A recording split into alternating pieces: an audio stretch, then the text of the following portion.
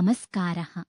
दशमीकक्ष्यायाः मणिकासंस्कृताभ्यासपुस्तकस्य अनुशिक्षणी भवतां स्वागतम्।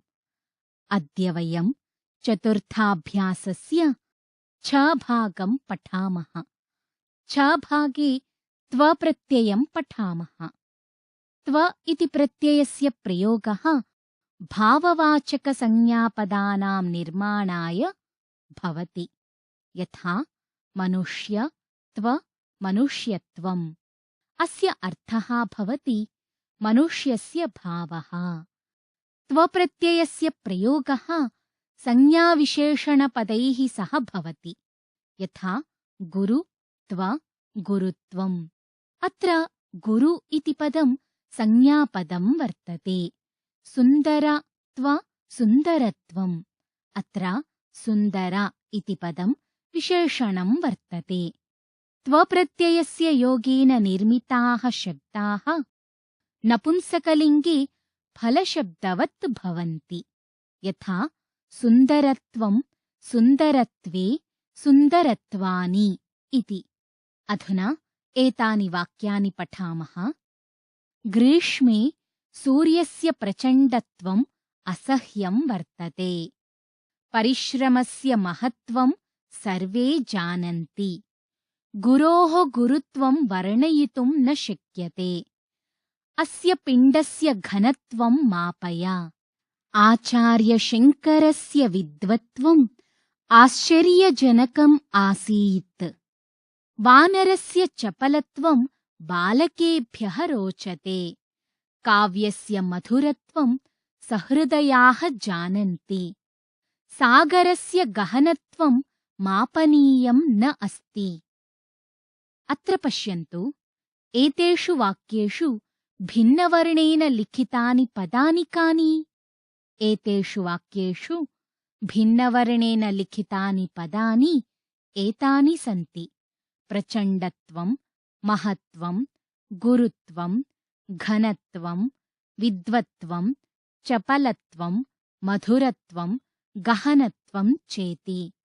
एतेषां पदानाम् अन्ते त्वम् इति पदं दृश्यते खलु? इदं त्वम् इति पदं त्वप्रत्ययस्य वर्तते।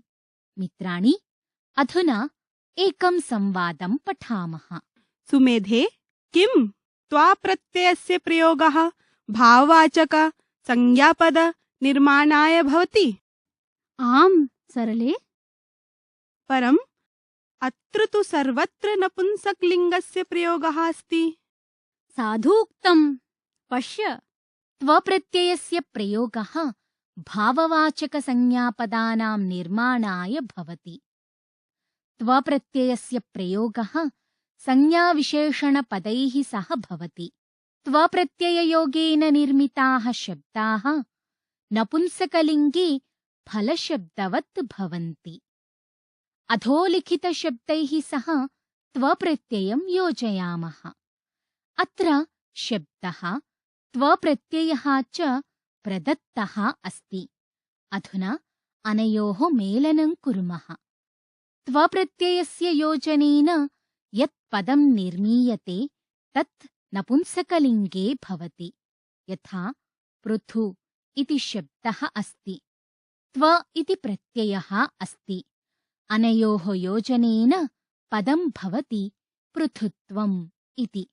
एवमेव लघु त्व लघुत्वम्, मनुष्य त्व मनुष्यत्वम्, विशाल त्व विशालत्वम्, कवि त्व कवित्वम्, दीन त्व दीनत्वम्, क्षत्रिय त्व क्षत्रियत्वम्, वीर त्व वीरत्वम्, शम त्व शमत्वम्।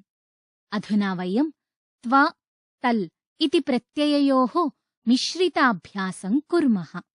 त्व तल् प्रत्ययान्तानि पदानि मञ्जूषायाः चित्वा यथोचितं रिक्तस्थानानि पूरयामः। यथा पवनस्य शीतलताम् अनुभूय मनः प्रसीदति। अस्मिन् वाक्ये शीतलताम् इति पदे तल् प्रत्ययः अस्ति। मञ्जूषायाम् एतानि पदानि सन्ति: चञ्चलत्वं, मित्रता, वीरता, महत्त्वं, पशुत्वं च। अधुना रिक्तस्थानानि पूरयामः। प्रथमं वाक्यं वर्तते: विद्यायाः को न जानाति? अस्मिन् रिक्तस्थाने महत्त्वम् इति पदम् उचितं वर्तते, यतोहि विद्यायाः महत्त्वं सर्वे जानन्ति इति। अतः रिक्तस्थाने महत्त्वम् इति पदं पूरयामः। अधुना वाक्यं भवति: विद्यायाः महत्त्वं को न जानाति? द्वितीयं वाक्यं वर्तते: कृष्णसुदाम्नोः जगति आदर्शं स्थापयति। अत्र किं पदम् उचितं भवति? अत्र मित्रता इति पदम् उचितं भवति, यतोहि कृष्णः सुदामा च मित्रे आस्ताम्। अतः रिक्तस्थाने मित्रता इति पदं पूरयामः। अधुना वाक्यं भवति: कृष्णसुदाम्नोः मित्रता जगति आदर्शं स्थापयति। तृतीयं वाक्यं वर्तते: दुष्प्रयुक्ता वाणी मनुष्यस्य प्रकटयति। अत्र किं पदम् उचितं भवति? अत्र पशुत्वम् इति पदम् उचितं भवति। अतः रिक्तस्थाने पशुत्वम् इति पदं पूरयामः।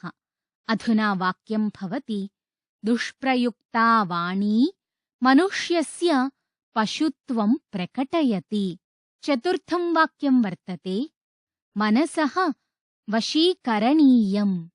अत्र किं पदम् उचितं भवति? अत्र चञ्चलत्वम् इति पदम् उचितं भवति, यतोहि मनः चञ्चलं वर्तते। अतः रिक्तस्थाने चञ्चलत्वम् इति पदं पूरयामः। अधुना वाक्यं भवति: मनसः चञ्चलत्वं वशीकरणीयम्। अन्तिमं वाक्यं वर्तते: लवस्य अद्भुता आसीत्। अत्र किं पदम् उचितं भवति? अत्र वीरता इति पदम् उचितं भवति। अतः रिक्तस्थाने वीरता इति पदं पूरयामः। अधुना वाक्यं भवति: लवस्य वीरता अद्भुता आसीत्। अधुना अधोलिखिताः सूक्तीः पठित्वा तल् त्व प्रत्ययान्तानि पदानि रेखाङ्कितानि कुर्मः। अत्र सूक्तिषु तल् त्व प्रत्ययान्तानि पदानि सन्ति। अधुना तानि पदानि रेखाङ्कितानि कुर्मः। यथा ऐश्वर्यस्य विभूषणं सुजनता। अस्यां सूक्तौ सुजनता इति पदं तल् प्रत्ययान्तं वर्तते। अतः सुजनता इति पदं रेखाङ्कितं कुर्मः। अग्रिमा सूक्तिः वर्तते: न कालस्य अस्ति बन्धुत्वम्। अस्यां सूक्तौ बन्धुत्वम् इति पदं त्वप्रत्ययान्तं वर्तते। अतः एतद् बन्धुत्वम् इति पदं रेखाङ्कितं कुर्मः। अग्रिमा सूक्तिः वर्तते: अविवेकिता तु अनर्थाय एव भवति। अस्मिन् वाक्ये किं पदं तल् प्रत्ययान्तं वर्तते? अस्मिन् वाक्ये अविवेकिता इति पदं तल् प्रत्ययान्तं वर्तते। अतः अविवेकिता इति पदं रेखाङ्कितं कुर्मः। अग्रिमा सूक्तिः वर्तते: अहो बालकस्य ईदृशी निपुणता। अस्मिन् वाक्ये किं पदं तल् प्रत्ययान्तं वर्तते? अस्मिन् वाक्ये निपुणता इति पदं तल् प्रत्ययान्तं वर्तते। अतः निपुणता इति पदं रेखाङ्कितं कुर्मः। अग्रिमा सूक्तिः वर्तते: न अस्ति अमरत्वं हि कस्यचित् प्राणिनः भुवि। अस्मिन् वाक्ये किं पदं त्वप्रत्ययान्तं वर्तते? अस्मिन् वाक्ये अमरत्वम् इति पदं त्वप्रत्ययान्तं वर्तते। अतः अमरत्वम् इति पदं रेखाङ्कितं कुर्मः। अग्रिमा सूक्तिः वर्तते: क्षणे क्षणे यत् नवताम् उपैति तदेव रूपं रमणीयतायाः। अस्मिन् वाक्ये किं पदं तल्प्रत्ययान्तं वर्तते? अस्मिन् वाक्ये रमणीयता इति पदं तल्प्रत्ययान्तं वर्तते। अतः रमणीयता इति पदं रेखाङ्कितं कुर्मः। अन्तिमा सूक्तिः वर्तते विद्वत्त्वं च नृपत्वं च नैव तुल्यं कदाचन। अस्मिन् वाक्ये किं पदं त्वप्रत्ययान्तं वर्तते? अस्मिन् वाक्ये विद्वत्त्वं नृपत्वं चेति पदद्वयं त्वप्रत्ययान्तं वर्तते। अतः विद्वत्त्वं नृपत्वं चेति पदद्वयं रेखाङ्कितं कुर्मः। मित्राणि, अस्माभिः अधीतं यत् त्वप्रत्ययस्य प्रयोगः भाववाचकसंज्ञापदानां निर्माणाय भवति। त्वप्रत्ययस्य प्रयोगः संज्ञाविशेषणपदैः सह भवति। त्वप्रत्ययस्य योगेन निर्मिताः शब्दाः नपुंसकलिङ्गे फलशब्दवत् भवन्ति। एवम् अनेन सह चतुर्थाध्यायस्य 6 भागः समाप्तः। अग्रिमे भागे पुनः मिलामः। धन्यवादः।